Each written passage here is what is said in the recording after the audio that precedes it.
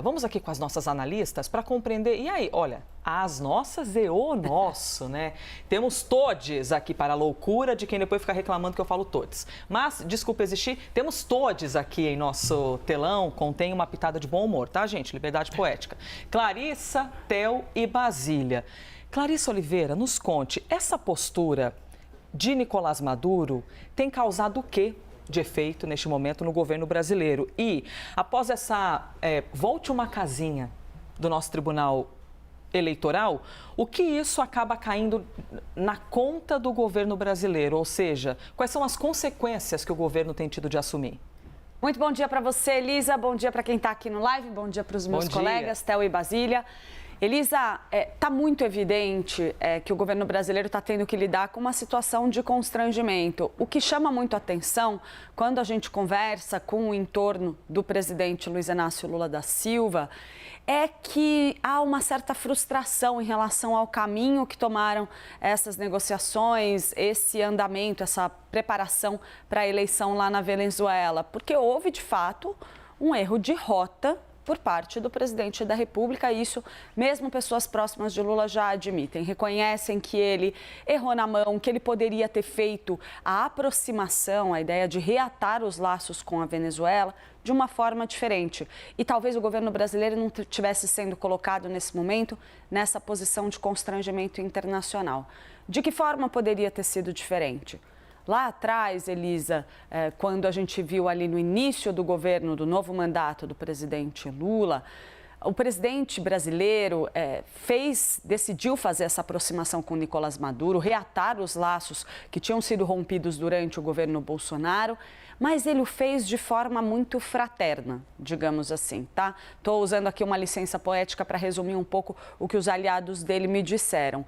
Que ele fez isso de forma amigável demais. Ele podia ter sido mais formal, mais institucional. Não precisava, por exemplo, ter recebido o Nicolás Maduro aqui no Brasil, com direito a fotos muito sorridentes. Podia ter sido uma coisa mais institucional. Em vez disso, não. A gente teve até cenas em que o presidente da República tirou a máquina fotográfica da mão do fotógrafo, fez brincadeiras em que ele mesmo ia assumir os registros da visita oficial. Ou seja, o recebeu como um bom amigo, como né? um bom uma amigo. Grande intimidade, essa maneira, a forma como as coisas foram feitas, agora está na origem. Olha, desculpem, gente, acontece. Não. Se é uma apuração respondendo ao vivo, queremos saber a verdade, Clarissa. Não, mas não tem nada bombástico que está chegando aqui. É um retorno, mas não é bombástico, então não vou interromper. Mas deixa eu voltar aqui para o meu raciocínio, gente. E então, o que acontece? Lula foi amigável demais. Ele recebeu Nicolás Maduro como bons amigos. Podia tê-lo feito como chefes de Estado, de maneira formal, institucional, fotinho oficial, sem abraço, sem mãozinha, sem muitos sorrisos. Isso é um ponto fundamental da situação que o Brasil se encontra neste momento, segundo esses interlocutores. Elisa, o que a gente pode esperar agora? O Brasil não tem outra alternativa a não ser enviar o assessor especial da presidência, Celso Amorim, e pedir a ele que faça um aceno à oposição. Lula precisa fazer um aceno à oposição, precisa indicar que está disposto a manter uma relação amigável também com o outro lado, porque a gente precisa esperar para ver qual vai ser o desfecho e não necessariamente está tudo caminhando como se imaginava lá atrás. Mas, ao mesmo tempo, ele não pode brigar muito com o Nicolás Maduro, porque a situação é delicada e o Brasil se colocou no meio ao ponto de tomar bofetada em público do presidente da Venezuela em pleno processo eleitoral. Né? E vamos combinar que tem gente que a gente tem que pensar 50 vezes se quer discutir publicamente, né? Porque se não tem muita...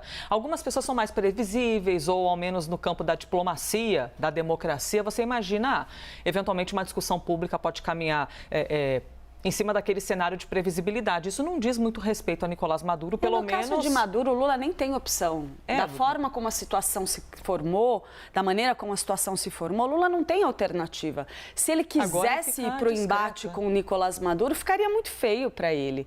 Depois de ter feito todo aquele afago, todos aqueles acenos, isso poderia ser usado pelos seus adversários. É justamente isso que me falam. Ele se expôs para os seus adversários desnecessariamente, deu a jugular para depois apanhar. É muito isso. O Theo Cury também vai contar para a gente daqui a pouco que até na fronteira entre Brasil e Venezuela tem havido um aumento na segurança, uma atenção diferente.